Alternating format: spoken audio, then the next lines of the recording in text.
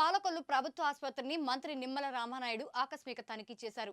ఇటీవల కురుస్తున్న వర్షాల కారణంగా ఆసుపత్రిలోని పలు వార్డుల్లో వాన నీరు ధారాళంగా కురుస్తోంది. దీంతో రాత్రికి రాత్రే రోగుల్ని ఖాళీ చేసి వేరే చోటుకు వెళ్లమని సిబ్బంది చెప్పడంతో మంత్రి నిమ్మలకు ఫిర్యాదు అందింది.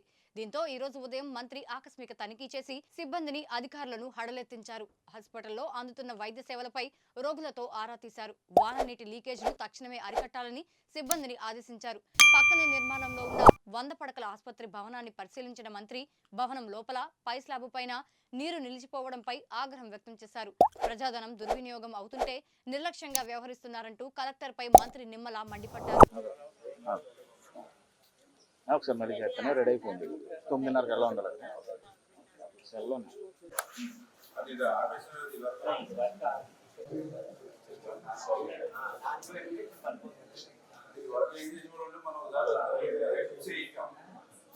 వాటర్ ప్రూఫ్ వేసి కొద్దిగా కవర్ చేశాను, దానివల్ల కొంత లాక్ వచ్చింది. లాస్ట్ 5 ఇయర్స్ సేవ్ చేసాం.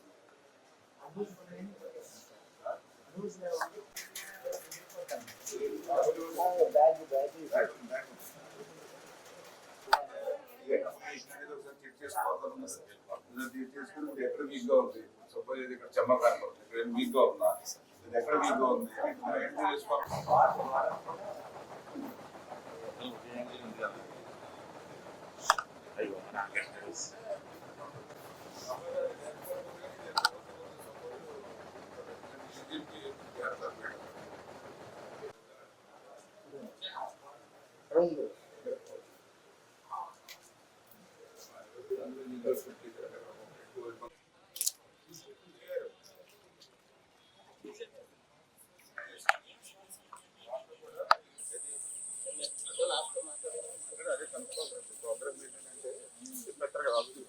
చెప్తారు కదా.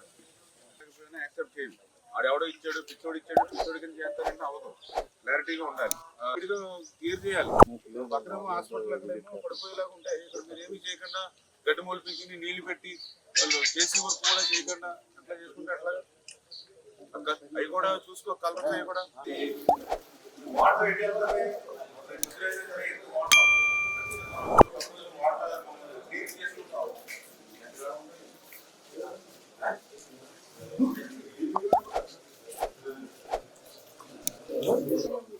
అడ్వాన్స్ అయింది.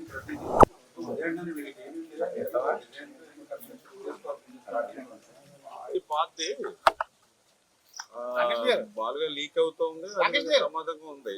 దానికి కూడా ఏంటంటే మన వాళ్ళు మెయింటెనెన్స్ సరిగ్గా లేక ఇప్పుడు ఎవరు కన్సల్ట్ చేసి డీఈలు ఉన్నారు, వీళ్ళు ఎవరు కూడా ఇప్పుడే ఇమీడియట్లీ కలెక్టర్ గారితో అదేవిధంగా ఉన్నతాధికారులతో కూడా మాట్లాడడం జరిగింది.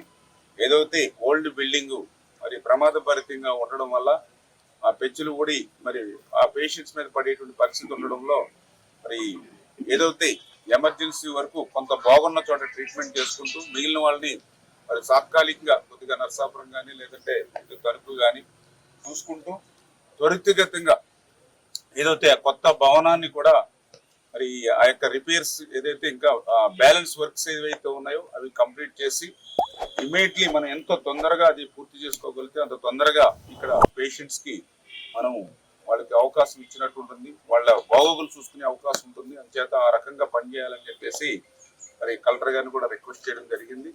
2019 వరకు ఒక్క పడక కూడా పెరగినటువంటి పరిస్థితుల్లో మళ్ళీ చంద్రబాబు నాయుడు గారితో మాట్లాడి మరి ఏదైతే పాలకొల్లు ప్రభుత్వ ఆసుపత్రిని 50 పడకల ఆసుపత్రిని మళ్ళీ 100 పడకల ఆసుపత్రిగా పెంచుతూ 12,60,00,000 రూపాయలు కొత్త భవనం నిర్మాణం కోసం ఆ రోజు 3 సంవత్సరాలు తిరిగి ఆ నిధులు మంజూరు చేసుకుని 100 పడకల ఆసుపత్రిగా దీన్ని అప్గ్రేడ్ చేసుకోవడం జరిగింది.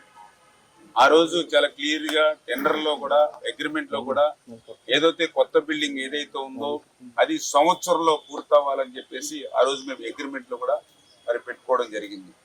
కానీ దురదృష్టం ప్రభుత్వం మారిన తర్వాత మరి సంవత్సరంలో పూర్తవ్వాల్సినటువంటి ఏదైతే కొత్త భవనం మరి నిధులు ఉన్నప్పటికీ కూడా నిధులు సమకూర్చినప్పటికీ కూడా మరి పనులు నత్తనడక నడిచి ఈ రోజుకి వాళ్ళ 5 సంవత్సరాల సమయం పూర్తయిపోయినా కూడా అది ఇంకా ప్రారంభించుకోలేనటువంటి పరిస్థితిలో ఉండడం అనేది వైఎస్ఆర్సీపీ పార్టీ వాళ్ళ జాతకాన్ని తనమని ఉండి వాళ్ళ అసమర్థతకి అదొక నిదర్శనం. అంతకు మించి ఈవేళ చూస్తూ ఉంటే మరి ఏదైతే నూతనంగా నిర్మాణం చేసిన భవనం మీద కూడా మరి ఏదైతే నీరు కూడా ఎక్కడెక్కడ నిలబడిపోయి ఏదైతే ఆ నిలబడిపోయినటువంటి నీరుని ఆ స్లాబ్స్ కూడా సరిగ్గా మెయింటెనెన్స్ లెవెల్స్ చేయకపోవడం కానీ, ఇప్పుడు పాత బిల్డింగ్ అంటే లీకేజ్లు అవుతూ ఉన్నాయి అంటే కొంతవర ఆలోచన చేయవచ్చు, కానీ ఇంకా ప్రారంభించుకోలేనటువంటి భవనం కూడా ఇంకా లీకేజీలు వస్తూ ఉన్నాయి అని అంటే మరి ఏదైతే ఈ యొక్క వైఎస్ఆర్సీపీ వాళ్ళ ప్రభుత్వ విధ్వంసానికి ఎక్కడో అమరావతి లేకపోతే ఎక్కడో పోలవరము లేకపోతే ఎక్కడో ప్రజావేదికో కాదు, మన పాలకులలో కూడా వాళ్ళ విధ్వంసానికి ప్రత్యక్ష సాక్ష్యాలుగా మరి ఏదైతే ఆ నూతన భవనం ప్రభుత్వ ఆసుపత్రి భవనం కానీ అధికారులు కూడా అదే అడిగా. ఆ రోజు ఎవరైతే వైఎస్ఆర్సీపీ పార్టీ నాయకులతోటి ఇన్ఛార్జీలతోటి మరి కలిసిమెలిసి తిరిగి ఈ రకమైన పరిస్థితి తీసుకొచ్చారు, ఈ రోజు ఎవరు బాధ్యత వహిస్తారు? ఆ ఇన్ఛార్జి బాధ్యత వహిస్తాడా? అధికారులుగా మీరు ఆ తప్పిదాలకి మీరు బాధ్యత వహిస్తారా?